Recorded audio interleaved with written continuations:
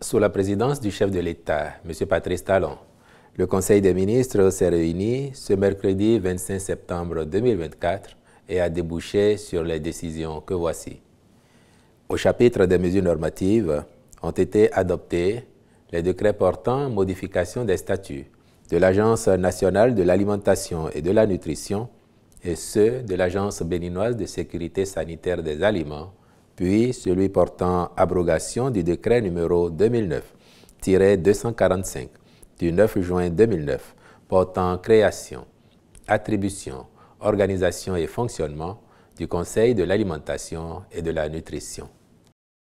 Au chapitre des communications, en point 1, contractualisation pour l'élaboration du schéma directeur d'aménagement et de gestion des eaux du bassin du Monokoufo et pour l'actualisation du schéma directeur d'aménagement et de gestion des eaux du bassin de Lomé.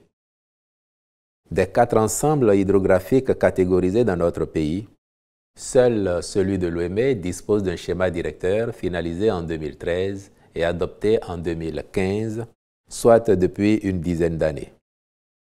Il est donc opportun qu'il soit actualisé en vue de la prise en compte des nouvelles orientations intervenues dans le cadre de la gestion concertée des ressources en eau. Par ailleurs, à ce jour, celui du Monokoufo et la portion béninoise du bassin du fleuve Niger n'en disposent pas. En outre, les diligences sont engagées afin de doter la portion nationale du bassin de la Volta du même instrument de pilotage. La réalisation de ces schémas directeurs est nécessaire pour, à terme, favoriser la création d'une agence nationale des bassins hydrographiques, la finalité étant de gérer plus efficacement les ressources en eau du pays en lieu et place d'agences réparties par bassin. En point 2, contractualisation pour la réalisation des travaux de forage d'exploitation à gros débit destinés à l'alimentation des systèmes d'approvisionnement en eau potable multivillages dans les départements du Borgou, de l'Atakora et de la Donga et pour la surveillance et le contrôle des dits travaux. Ces travaux portent en tout sur 177 forages destinés à desservir 47 systèmes d'approvisionnement en eau potable multivillages dans ces départements.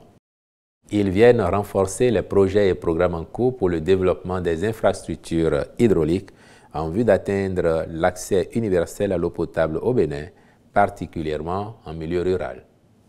Dans ce cadre, de nombreux autres lots ont déjà été attribués par appel d'offres, cependant que ceux relatifs aux présents travaux ont été infructueux.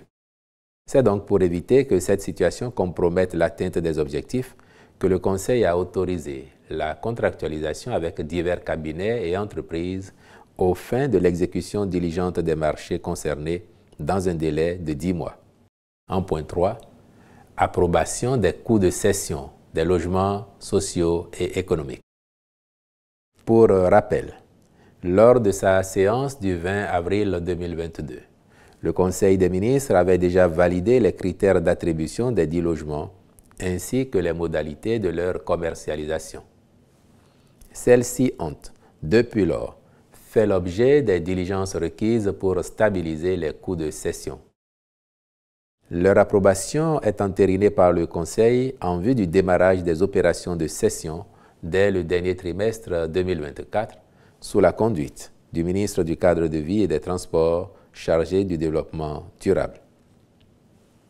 Au chapitre des rencontres et manifestations internationales, il a été autorisé la célébration de la 44e Journée mondiale de l'alimentation et de la 28e édition du Téléfood le 16 octobre 2024 à Zakota, dans le département du Zou, puis la participation du Bénin à l'Assemblée générale du Réseau international des organismes de bassin du 6 au 10 octobre 2024 à Bordeaux, en France, à la 47e session de la Commission mixte FAO-OMS du Codex Alimentarius du 25 au 30 novembre 2024 à Genève, en Suisse.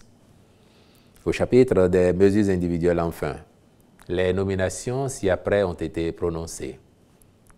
À la présidence de la République, chef du cabinet du Haut-Commissaire à la prévention de la corruption, M. Wassi Gafarou. secrétaire général du Haut Commissariat à la prévention de la corruption, M. Olivier Charles Atindéou, je vous remercie.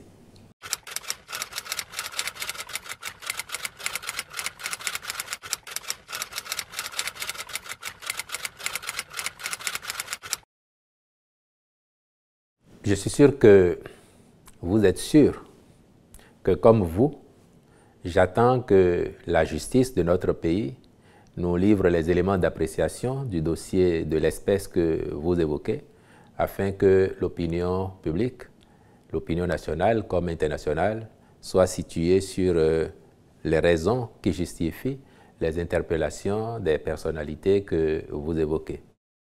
Vous parlez de procédures, je ne suis pas qualifié pour les apprécier, mais je sais que s'il y a des incidents de procédure, cela se plaide devant les tribunaux et je voudrais que nous fassions tous confiance à la justice de notre pays pour nous situer et pour demain, le cas échéant, connaître d'un procès relativement à la matière dont vous parlez.